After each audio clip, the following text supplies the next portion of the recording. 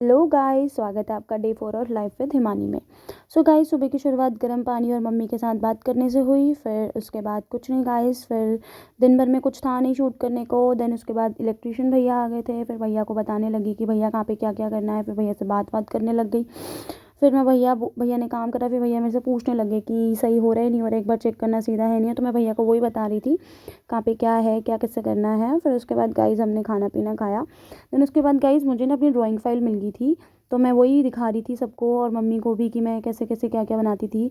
फिर उसके बाद गाइस मेरी एक तो आदत है कि मैं कुछ चीज़ें ना स्टार्ट करते ही छोड़ दी। जैसे ये मैंने मंडाला आर्ट स्टार्ट करी थी और बीच में ही छोड़ दी। फिर उसके बाद गाइस मम्मी की ना शिकायत थी मेरे से और भाभी से कि तुम दोनों ना अपने पेज पे तो बहुत सारी चीज़ें डालती रहती हो, ऐपन वाला बना बना के।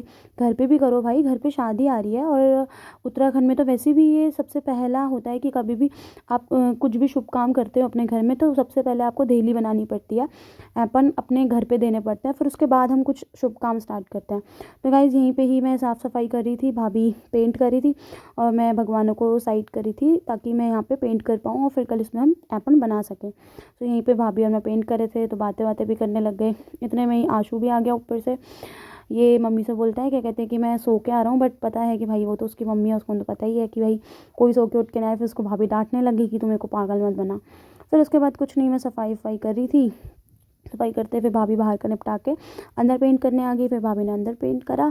फिर उसके बाद हम लोगों का ये पेंट वाला काम खत्म हुआ। देन फिर मैं लाइट चेक करी थी कि लाइट कैसे लगा रखी है भैया। Guys that's it for the today's vlog. See you in the next vlog. Till then bye.